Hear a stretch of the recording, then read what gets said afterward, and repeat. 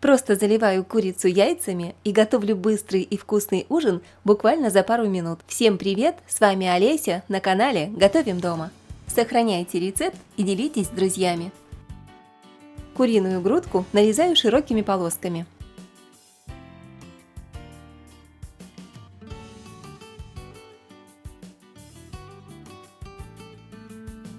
Каждую длинную полоску можно разрезать поперек на две части, размер кусочков по вашему желанию.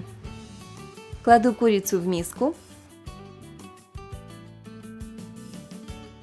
3 яйца разделяю на белки и желтки в разные миски.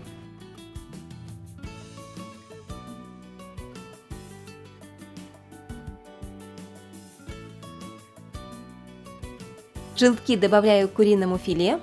Приготовь, поделись, подпишись.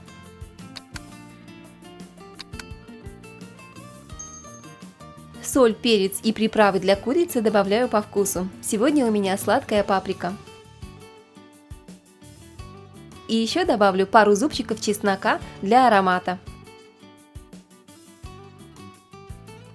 Перемешиваю. И можно оставить курицу на 20 минут промариноваться, чтобы мясо подружилось со специями. А можно готовить сразу.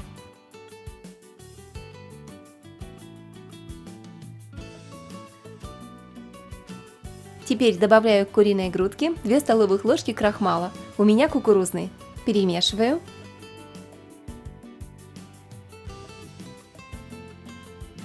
Белки взбиваю со щепоткой соли.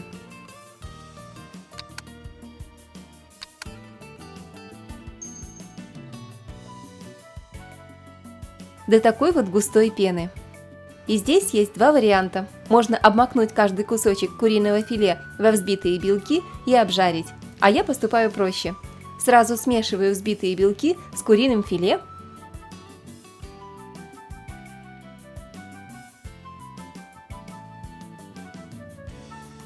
Все готово. Осталось только обжарить нашу курицу в кляре. Разогреваю сковороду с растительным маслом и выкладываю кусочки курицы. Обжариваю мясо в кляре с 2 сторон до красивой золотистой корочки. Кляр защищает куриное филе от потери влаги, и куриная грудка получается очень сочной.